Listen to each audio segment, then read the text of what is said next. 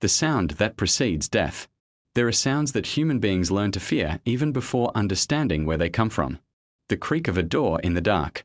The rustle of leaves when there is no wind. The noise of fingernails scraping against asphalt. Tek, tek, tek, approaching down the empty corridor of a school at 3 in the morning. It is this last sound that gives its name to one of the most disturbing and enduring urban legends of modern Japan, Teke-Teke, an entity that crawls. A woman who was cut in half by the brutality of a train rail, or by the coldness of a winter night, depending on who tells it, and who now roams the night spaces of the Japanese archipelago in search of someone. Always in search of someone. To understand Teke-Teke, one must dive deep. Not only into folklore and the whispered stories among Japanese high school students, but into the deepest strata of history, culture, collective psychology, and national trauma. Because Teke-Teke did not arise from nothing. She was born from a civilization that learned to live with horror in ways the Western world can rarely imagine. This essay is that journey. Long, sometimes uncomfortable, frequently disturbing, but necessary for anyone who truly wants to understand what Teke-Teke represents, where she came from, and why, decades after her first appearance, she still makes Japanese teenagers hesitate before crossing an empty subway station at night. Japan and its ghosts, a 1,000-year history. Yurei, the ghost as a cultural phenomenon. To understand Teke-Teke, one must first understand the singular nature of the Japanese supernatural. Japan is not simply a country with many ghost stories. It is a civilization where the supernatural occupies a space radically different from that which it occupies in Western cultures. In European folklore, the ghost is fundamentally a being of the past, someone who died and who, for various reasons, sin, unfinished mission, suffered injustice, has not yet crossed over to the other side. He exists in a state of liminality that is expected to be resolved. In the Judeo-Christian tradition that permeates Western thought, the boundary between the living and the dead is rigid, institutionalized by theology, rituals, and dogma.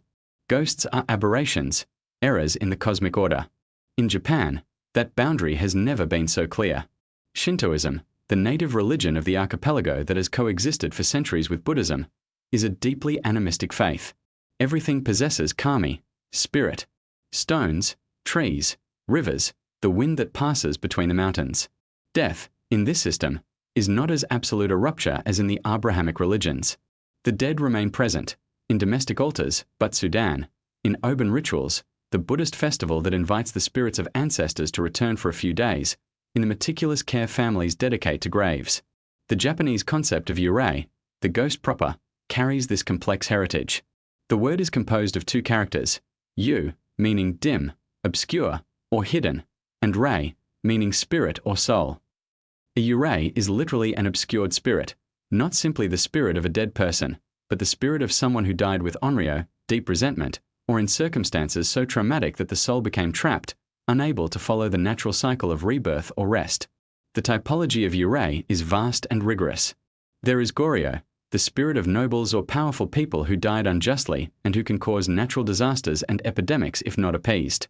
There is funayurei, the spirit of the drowned that lives in the sea and tries to pull boats into the depths.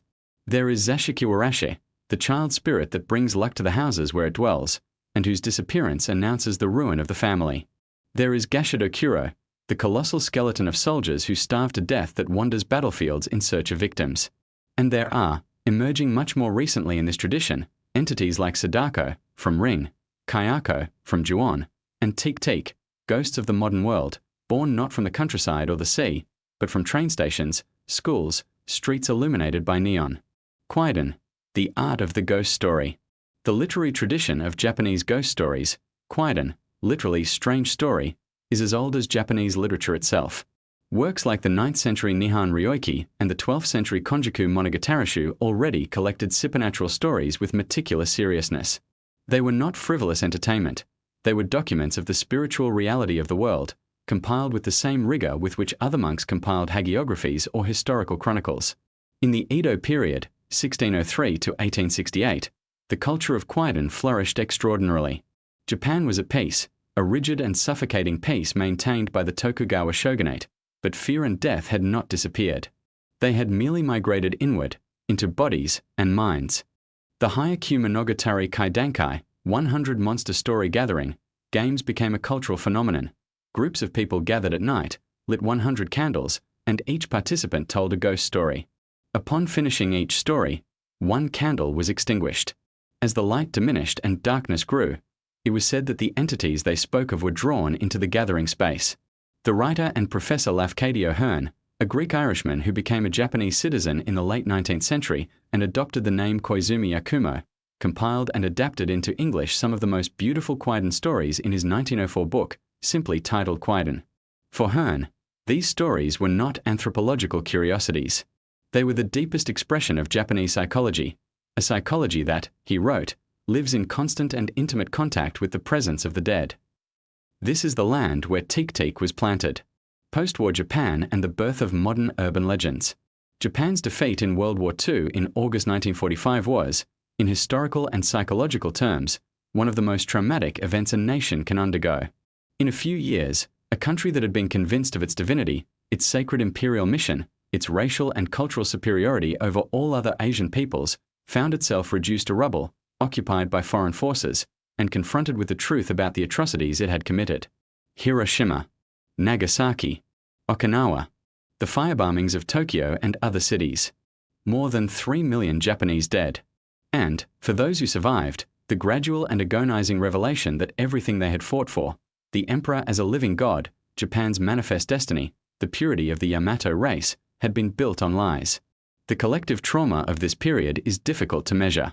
The Japanese developed a specific word for the survivors of the atomic bombs, hibakusha. They carried not only the physical damage of radiation but a deep social mark. They were seen as contaminated, cursed, unfit for marriage. Many developed what we would today recognize as severe post-traumatic stress disorder.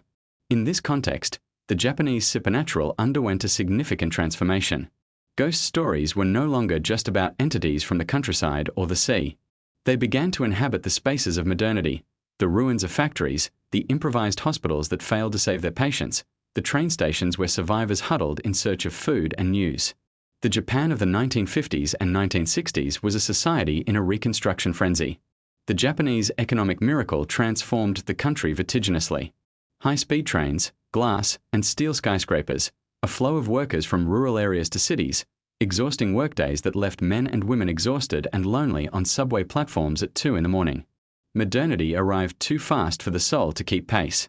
And in the interstices of this speed, in the dark tunnels between one station and another, in schools emptied after hours, on the tracks where someone had fallen, new ghosts began to grow. The anatomy of the legend. The original version, Sapporo, 1980s. Every legend has an origin, even though that origin is often impossible to trace precisely. In the case of Teke-Teke, Japanese urban folklore researchers point to the 1970s and 1980s, with particular strength in Sapporo, capital of the island of Hokkaido, Japan's northernmost island, known for its brutally cold winters and landscapes that seem made of silence. The oldest and most frequently cited version of the legend tells the following story. A young high school student, whose name varies according to the version, sometimes Kashima Reiko, sometimes simply the girl, was waiting for a train on a winter night. The tracks were covered in snow. The cold was cutting, the kind Hokkaido produces with particular cruelty, a cold that is felt not only on the skin, but in the bones, in the joints, in the very will to continue standing. The girl, for reasons that versions diverge on, some say she had leaned over to see if the train was approaching, others suggest she slipped on the ice, others still hint at something more deliberate, fell onto the tracks. The train arrived before anyone could help her. The upper part of her body was found on the platform. The lower part had gone too far. Death was quick, but the spirit did not rest. Days later, students from the same school began reporting encounters with a figure that crawled through the nighttime corridors, using only her arms, dragging her mutilated torso across the floor, leaving a wet trail behind her. The sound she made while moving, the dry, rhythmic beating of hands and elbows against the cold floor, was described uniformly by all who claimed to have seen her. Tek, tek, tek. The entity had received its name from the very way it existed.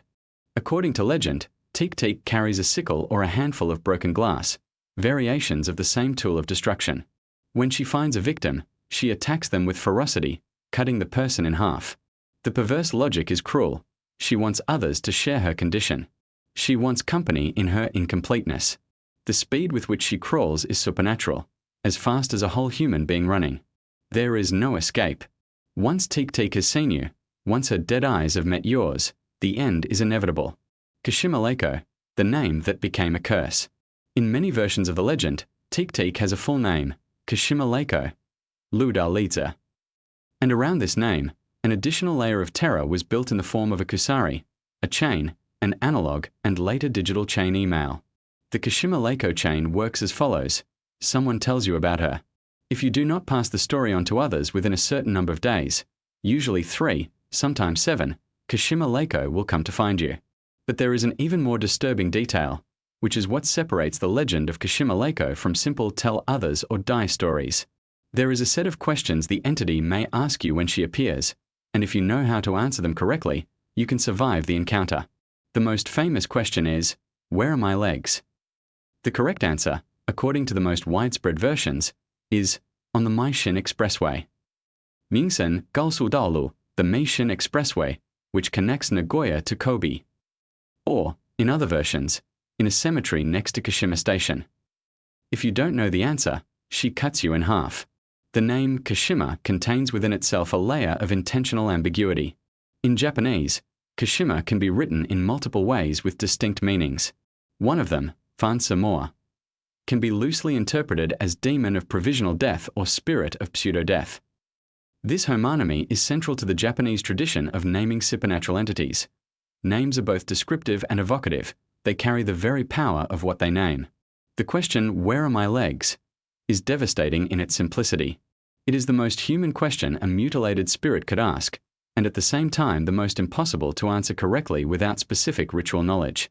It synthesizes all the horror of Teke-Teke's condition, a creature that seeks what she lost, that does to others what was done to her, that exists in a state of perennial and irresolvable incompleteness. Narrative structure, the archetype of feminine terror.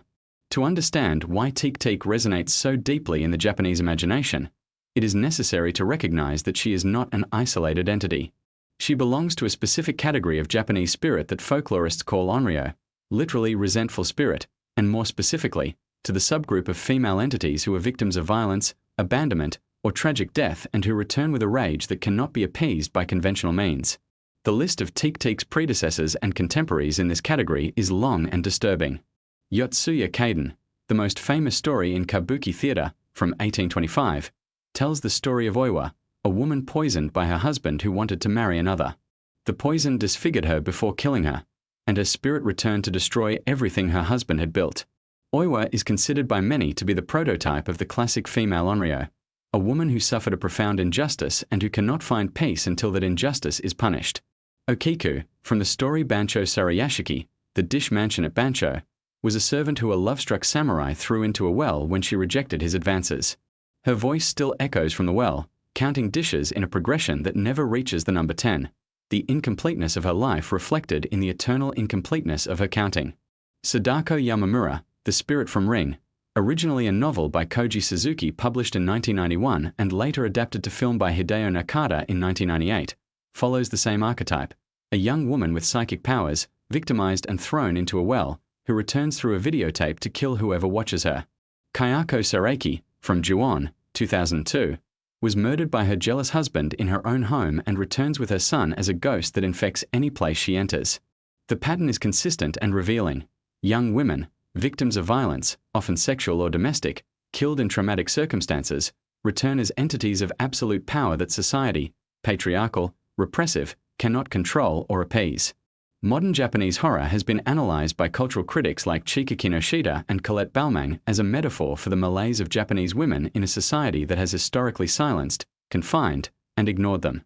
Teke-Teke fits perfectly into this archetype, but with an additional cruelty. She does not seek only revenge on those who harmed her. She has gone beyond that. Her trauma transformed her into a being that reproduces the very mechanism of her destruction. She cuts in half because she was cut in half. She is the trauma that propagates, the wound that wants to create other wounds. The real roots, between myth and history. Deaths on the tracks, the statistics of horror. A fundamental element that many studies on Teke-Teke ignore is the fact that the substrate on which the legend grew is not pure fantasy. Japan has, historically, one of the highest rates of suicide by train tracks in the developed world. And traumatic deaths on railways, whether by suicide or accident, are a real, documented, and disturbingly frequent phenomenon in the country's history. In the post-war Reconstruction years, When the Japanese railway system was expanding at a dizzying speed to keep up with economic growth, fatal accidents on the tracks were relatively common. Infrastructure grew faster than safety measures. Overcrowded platforms, inadequate signage, trains moving at ever-increasing speeds through stations where hundreds of people waited crushed against each other. The combination was explosive. As Japan entered the 1970s and 1980s and suicide rates began to rise, train tracks became one of the most frequently chosen methods.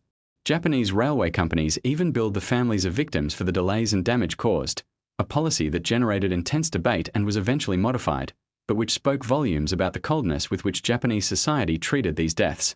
In the 1990s and 2000s, the railway company Junior East implemented a series of initiatives to reduce deaths: the installation of platform screen doors, physical barriers preventing access to the tracks at busy stations, mental health awareness campaigns, and even the painting of blue panels at stations, based on studies suggesting that the color blue reduces suicidal impulses. These measures worked, at least partially. Stations with platform screen doors saw significant reductions in incident rates. But in the years when the legend of Teke-Teke was growing and spreading, none of this existed. Platforms were open, tracks accessible, and deaths were frequent enough that virtually every Japanese of a certain generation knew someone who had witnessed, or knew of someone who had witnessed, a death on the tracks. This context is crucial.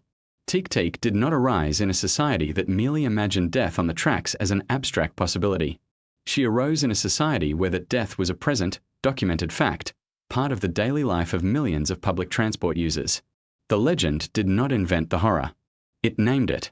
The Hokkaido case, investigating the origins. When Japanese urban folklore researchers, notably Takaharu Iguro of the University of Tokyo and Reiko Rida, a Japanese-American researcher specializing in modern Japanese horror, tried to trace the specific origins of Teke-Teke, they encountered a terrain of methodological frustration familiar to any scholar of urban legends. Urban legends, by definition, have no traceable origin. They circulate by word of mouth, undergoing mutations with each retelling, adapting to the local specificities of each narrator. What a researcher can do is identify clusters, the geographic and temporal concentrations where the legend seems to have emerged or from which it seems to have radiated.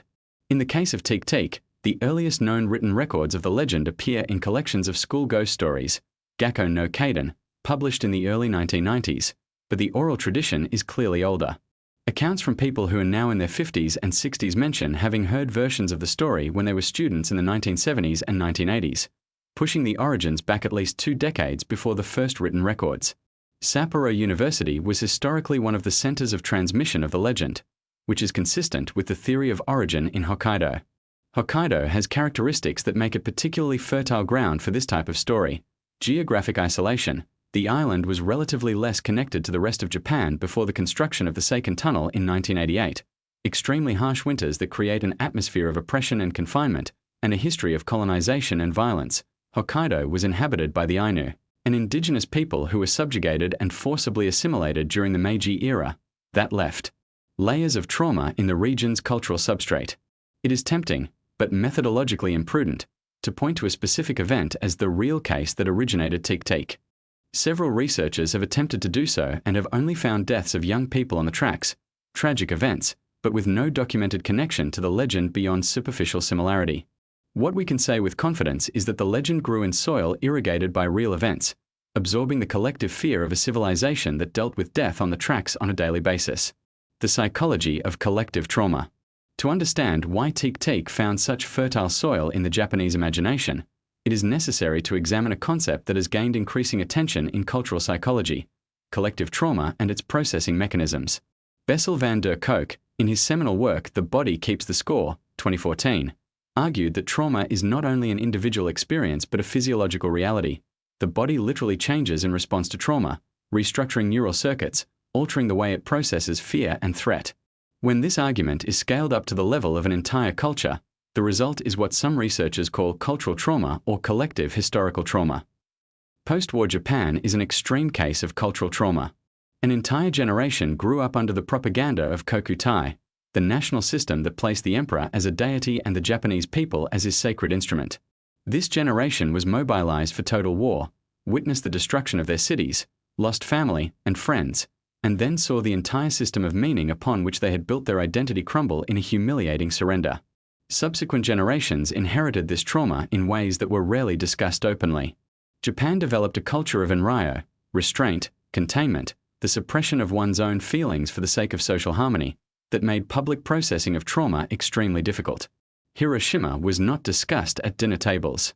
War guilt or the psychological impact of defeat was not openly discussed. All of this remained compressed, stored, buried beneath the shiny surface of the economic miracle. Urban legends like Teke-Teke function, from a psychoanalytic perspective, as the return of the repressed. The horror that cannot be consciously processed finds an outlet through the channels of fiction, the supernatural, myth. The young woman cut in half by the tracks is, in this reading, a dense symbol. Japan cut in half by the war, the fragmented national identity, the trauma that persists after the main body has already been buried. Propagation, how a legend goes viral. Gakko no Kaiden, terror in schools. One of the most important vehicles for the dissemination of Teke-Teke was the Japanese tradition of Gakko no Kaiden, school ghost stories. This is a tradition that deserves special attention because it reveals much about the social function of urban legends in Japanese youth culture. Japanese schools, especially elementary and junior high schools, have historically been bearers of a rich and specific supernatural culture. Each school has its stories. The third-floor corridor that should not be visited at night, the bathroom mirror that reflects things that aren't there, the piano that plays by itself at 3 in the morning. These stories circulate among generations of students with surprising consistency. The same story appears in schools in Tokyo and Okinawa, adapted to local specifics but recognizably the same narrative. In the early 1990s, this corpus of stories was collected and published in an extremely popular series of books called simply Gakko no Kaiden, School Ghost Stories, compiled by Toru Tsunemitsu. The books were a massive publishing success, selling millions of copies and being adapted into a film series in the same period. It was in this series that many Japanese had their first contact with more systematized versions of Teke-Teke. The school as a space of horror has a specific psychological logic. For Japanese children and adolescents, school is a space of intense pressure. The Japanese educational system, particularly competitive, places on students a weight that is widely recognized as one of the causes of ageme, bullying, and high rates of youth anxiety and depression. School is a space where adult authority is absolute, where hierarchies are rigid, where individuality is often sacrificed for the group. School ghost stories function as a subversion of that power. In the supernatural space of the legend, the immaculate hallways become threatening, the spotless bathrooms become portals to horror, and the authority of teachers is irrelevant in the face of entities that do not recognize human hierarchies. It is a form of re-enchantment of disciplinary space, a way to return to the school world a dimension of mystery and danger that the educational system systematically extracts. The digital age and the amplification of terror. In the 1990s and 2000s, the internet transformed the dissemination of urban legends in ways that folklorists are still trying to fully understand. What once circulated through whispered rumors at recess or through handwritten chain letters gained the speed and global reach of digital networks. In Japan, this process had specific characteristics. Japanese internet developed, before Western internet, a culture of densetsu online, forums dedicated to collecting and discussing urban legends, where anonymous users contributed new versions, debated origins, and refined details of stories. The Site 2 channel, precursor to 4chan, launched in 1999, was one of the main catalysts of this digital culture of Japanese horror. Teke-Teke was one of the legends that most thrived in this environment. The chain format already embedded in the story, tell others or she will come to find you, was perfectly adapted to the logic of chain emails and, later, WhatsApp and Line messages. The legend had been designed, even before the internet, with a propagation mechanism built into its own narrative. In the 2000s, Teke-Teke gained visual representations that helped solidify her image in the collective imagination. Homemade Kaiden videos, horror stories narrated on video, often with sound effects and disturbing images, circulated on YouTube and specialized sites. Japanese horror video games, a genre where the country has extraordinary production, from Silent Hill to Fatal Frame, incorporated elements of the legend or legends structurally identical to it. In 2009, the Teke-Teke films by director Koji Shiraishi, a specialist in low-budget Japanese horror with an almost documentary sensibility, brought the entity to the cinema, introducing her to a new generation and visually codifying many elements that previously existed only in verbal descriptions of the legend. The films are not masterpieces of horror cinema, but their impact on popularizing the legend was considerable. Comparisons with other global legends. Anthropologists and folklorists who study urban legends frequently note the existence of narrative structures that arise independently in different cultures, suggesting that these stories respond to universal fears and psychological needs. Teke-Teke has fascinating parallels in other cultures. La Llorona from Mexican and Central American folklore is one of them. La Llorona, the weeping woman, is the spirit of a woman who drowned her own children and now wanders rivers and lakes searching for them, weeping eternally. Like Teke-Teke, she is a female figure destroyed by tragic circumstances, varying between abandonment, infidelity, and madness depending on the version. And like Teke-Teke, she represents a specific danger to children and young people, who are her preferred victims. The banshees of Irish and Scottish mythology, female spirits whose screams announce imminent death, share with Teke-Teke the characteristic of being identified first and foremost by the sound they make. The sound precedes and announces the horror. Rawhead Rex and other entities from British folklore that preferentially attack children and young people follow similar patterns of supernatural predation. What differentiates Teke-Teke from these Western equivalents is, fundamentally, the nature of her trauma. She is the product of a specific, modern, industrial physical mutilation. Her incompleteness is not metaphorical or spiritual. It is literal, bodily, the direct result of a technology, the train, that modern Japan adopted as a symbol of its progress. There is something deeply disturbing about the idea that the machine of progress, the train that connects cities, that shortens distances, that is a symbol of Japanese efficiency and modernity, is also the machine that created this monster. Terror in action, the stories that persist. Accounts of witnesses.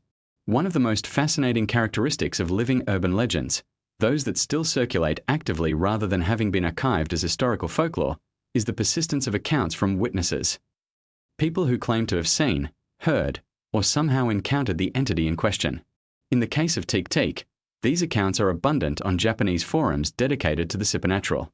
It would be methodologically irresponsible to treat them as evidence of a real entity, but it would be equally imprudent to dismiss them without analysis, because they reveal something important about how the legend functions in the psychology of its bearers. One recurring type of account describes encounters in school bathrooms at night, consistently after 11 p.m., almost always when the person was alone. The description of the entity varies in details but is structurally consistent. A low presence, at floor level, moving with disturbing speed. A rhythmic, dry sound. Eyes that shouldn't be so low. Another equally recurring type of account describes encounters on empty train platforms. The entity appears at the far end of the platform, away from other passengers, and begins to approach. Invariably, the narrator flees, and invariably, the account ends with uncertainty about whether what they saw was real or a hallucination from sleep deprivation and fear. These accounts are less interesting for what they say about Teke-Teke and more for what they say about the people who narrate them. The encounter with Teke-Teke, even in a personal witness account, follows the narrative pattern of the legend with remarkable precision, suggesting that the narrator is, consciously or unconsciously, shaping their experience, real or imagined, according to the template the legend provides. This is a well-documented psychological phenomenon. When we have a narrative structure available to give shape to ambiguous or disturbing experiences, we use that structure. The school version, institutionalized terror. One of the most disturbing versions of Teke-Teke, and also one of the most widely circulated, does not take place on train tracks, but inside a school. This version deserves special attention because it reveals how the legend adapted to the specific space that most frequents the imagination of its primary audience, elementary and middle school students. In this version, a student was a victim of severe bullying. Details vary, but the pattern is consistent. She was new to the school, or had some physical or behavioral characteristic that made her a target for her peers. The bullying escalated to a point where she could no longer continue. The cruelest version of the story suggests that the school was somehow complicit, that teachers knew and did nothing, or that the system as a whole had failed to protect her. She tried to run. She fell. Not specifically on train tracks in this version, but out a window, or downstairs, or in some other way that resulted in the same essential mutilation of the legend. Her body was cut in half. This version resonates with particular intensity because AJIM, school bullying, is a real, documented, and serious problem in the Japanese educational system.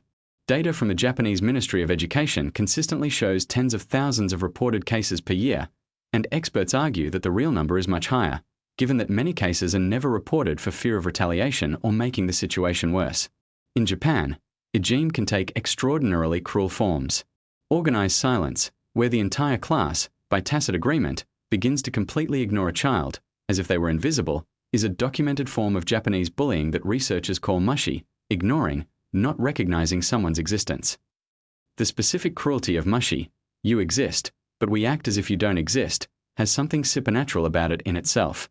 When Teke-Teke appears in this context as a bullying victim who returns to haunt her tormentors, she acquires a dimension of poetic justice. The monster is not just a random spirit of horror, it is the return of what the school wanted to make invisible. It is the mushi that refused to remain invisible. The sickle variant, instrumental terror. In many versions of the legend, Teke-Teke carries a sickle, kama, or a piece of broken glass. This detail, which might seem incidental, is actually semantically charged. The sickle has a long and complex history in the human symbolic imagination. In Western mythology, it is the instrument of personified death, what the Grim Reaper carries. In Japan, the sickle, kama, has more diverse connotations.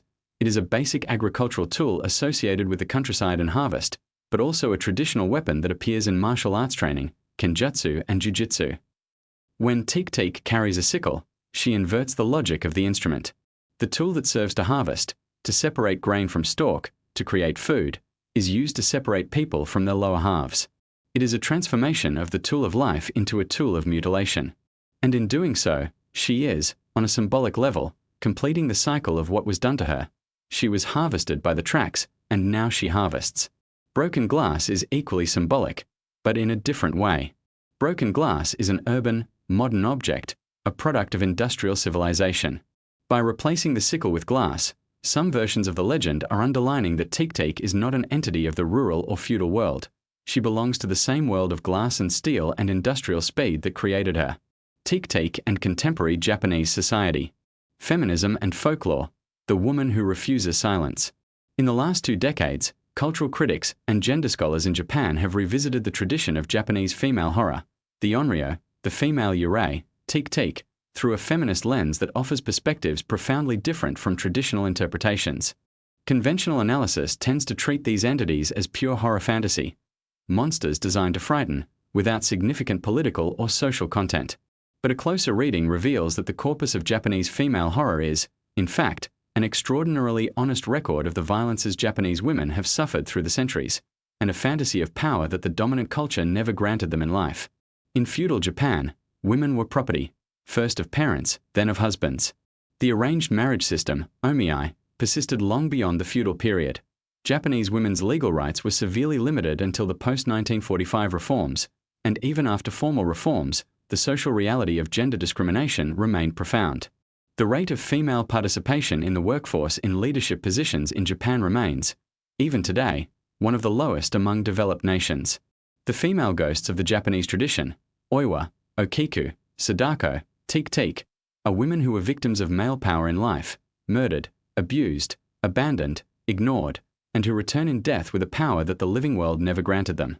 They are the women the system tried to silence, who refuse silence. Teke-Teke is especially disturbing in this reading because she cannot be appeased by traditional ritual mechanisms. In classical Japanese folklore, an onryo can generally be calmed through purification rituals, appropriate offerings, and formal recognition of the suffering endured. But Teke-Teke, at least in the more recent, urban versions, cannot be appeased. She does not want resolution. She wants company in her incompleteness. She wants to continue existing as pure, terrifying, unstoppable power. This represents a break with tradition. The classical onryo eventually finds rest. Teke-Teke never will. She is the trauma that refuses to resolve, a precise metaphor for systemic injustices that no individual ritual can appease. Mental health and the mirror of the legend.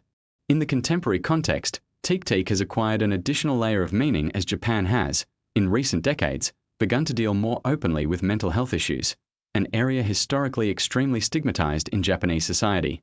Japan has one of the highest suicide rates among developed nations, although they have declined in the last 2 decades from peaks reaching 34,000 per year in the 2000s.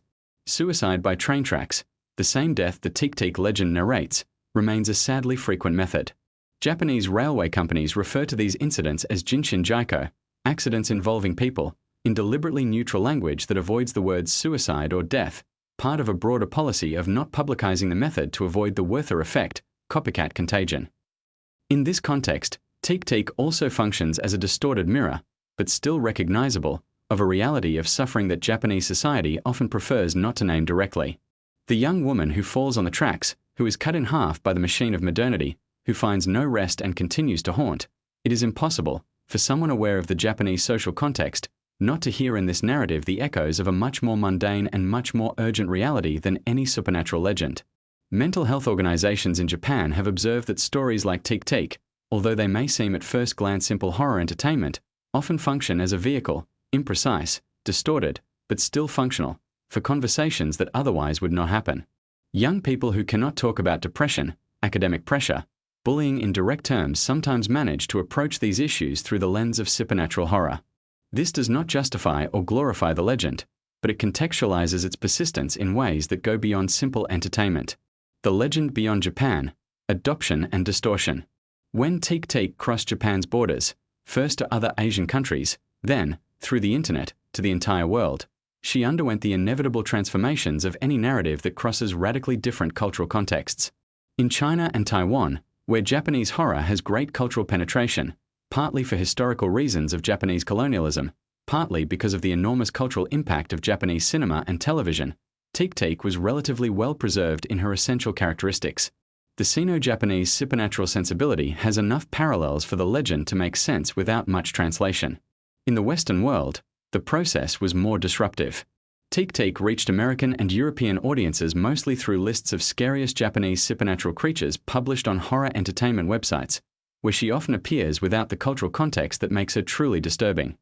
Deprived of her substrate, post-war Japanese history, the Onryo tradition, the reality of deaths on the tracks, issues of gender and collective trauma, she becomes simply scary woman without legs, an exotic curiosity without the depth that makes her so enduring in her homeland. This process of decontextualization is common in the globalization of cultural horror, but it is particularly notable in the Japanese case because Japanese horror is, more than most, deeply rooted in historical and cultural specificities that do not travel easily. Sadako, when recreated in Hollywood, The Ring, 2002, lost much of her original power.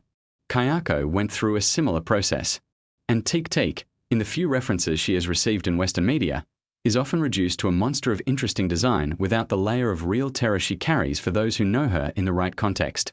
The territory of fear, where Teke-Teke lives. The topography of terror. Every supernatural terror has a territory. Dracula inhabits the castle and the European night. Victorian ghosts haunt mansions with long corridors and dark attics. The Wendigo inhabits the forests of northern Canada. The territory defines the entity as much as its powers and appearance. Teke-Teke's territory is specifically Japanese and specifically modern. She inhabits schools, train stations, hospital corridors, deserted city streets after midnight. She is a creature of urban space, not of forests, not of the sea, not of the countryside. She was born from the city and belongs to the city. But within the city, she preferentially inhabits transition spaces and liminal spaces. Train stations are, by definition, spaces of passage. You don't go to a train station to stay, you go to depart or arrive. School corridors at night are the space that exists between the school day, with its surveillance, its structure, its hierarchy, and the total absence of those structures after everyone has left. Bathrooms, another frequent territory of Teke-Teke, are spaces of physical and psychological transition, spaces of vulnerability where the body imposes its needs regardless of social hierarchies. Anthropologist Victor Turner, in his theory of liminality, described liminal states, the in-betweens, as the most charged with symbolic power and also with danger. In the folklore of practically all cultures, supernatural danger concentrates in spaces and moments of transition. Twilight, neither day nor night. The solstice, neither one season nor another. Door thresholds, crossroads. Teke-Teke inhabits precisely these spaces. She is a liminal creature from modern world, which found its thresholds on station tracks and school corridors at 3 in the morning. The entity's hour. In the most detailed versions of the legend, Teke-Teke is particularly active during a specific time, between midnight and 3 in the morning. This time has a long history in the Japanese supernatural. In feudal Japan, the night was divided into periods, koku, named according to the hour. The period between 11 p.m. and 1 a.m. was called Ushi no Toki, the hour of the ox, and was considered the time of greatest supernatural activity. It was when spirits were closest to the world of the living, when the boundaries between worlds became more permeable. The practice of Ushi no Toki Meri, visiting a Shinto shrine at that specific hour to curse an enemy, dates back to the Heian period, 794-1185, and persists in the popular imagination today. In modern versions of Teke-Teke, the specific time varies between midnight and 3 in the morning, but the logic is the same. It is the time when the protections of the day, light, people's movement, structure, and surveillance have disappeared, and entities that feed on vulnerability find their moment. There is also a more prosaic reason why this time is terrifying. It is the time when someone on a school corridor or train platform certainly should not be there. Teke-Teke's presence in these spaces at impossible hours amplifies the sense of isolation and vulnerability of the encounter. You should not be here.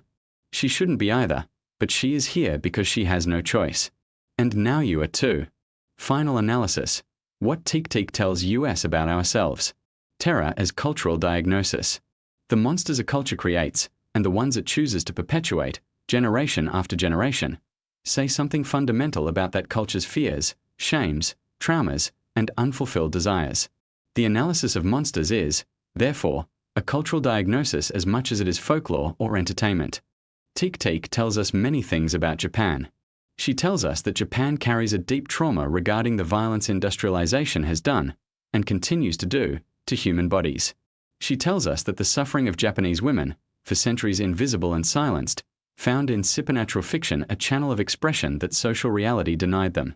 She tells us that the speed of modernization created psychological and spiritual voids that no economic growth rate can fill.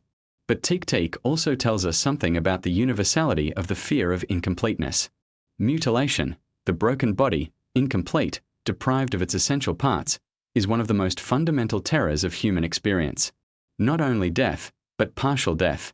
Not only the end, but half-ending, leaving one half still alive to continue, crawling, searching for what it lost, unable to find rest or wholeness. This fear is not culturally specific. The fear that something essential will be taken from us, not just life, but our wholeness as human beings, is universal. Japan merely gave this fear a specific form, adapted to its particular historical and cultural circumstances. Persistence and transformation. Why Teke-Teke still exists. Legends do not persist because they are true. They persist because they are necessary. Teke-Teke continues to be told, continues to circulate on online forums and in whispered conversations in school dormitories, continues to frighten generations of young Japanese because she continues to be necessary. The social and psychological conditions that created her, collective trauma, the invisibilization of women, the brutal pressure on students, the daily intimacy with death on the tracks, the speed of modernity that leaves no space to process horror, have not disappeared. Japan has changed profoundly since the 1970s and 1980s when Teke-Teke took shape. Platform screen doors at stations have reduced deaths on the tracks. Women's rights, though still unsatisfactory by many standards, have expanded significantly. Mental health has begun to be discussed more openly. School bullying is now the subject of specific legislation and policies. But Teke-Teke still exists. Because the changes, though real, have not yet been enough. Because there are young Japanese people who still die on the tracks. Because there are women who are still invisibilized. Because there are students who are still destroyed by the system that should protect them. Because there are traumas that have not yet been processed, resentments that have not yet been recognized, parts that are still missing. As long as there is unrecognized incompleteness, there will be Teke-Teke. She will crawl through the corridors. She will ask her impossible question. And she will wait, with the patience of the dead, for someone to finally answer correctly. Where are my legs? The sound that remains. There is something that scholars of urban folklore consistently note about the most enduring legends. They end without resolution. There is no happy ending. There is no purification ritual that appeases the spirit. There is no hero who defeats the monster. The story simply stops, at a point of maximum tension, with the danger still present, with the entity still at large. Teke-Teke is like that. There is no way to defeat her. There is no way to appease her. The ritual responses, your legs are on the Maishin Expressway, work only temporarily, only by luck, only if you know exactly what to say in a moment of absolute panic. For most victims, there is no way out. This lack of resolution is not a narrative flaw. It is the intention.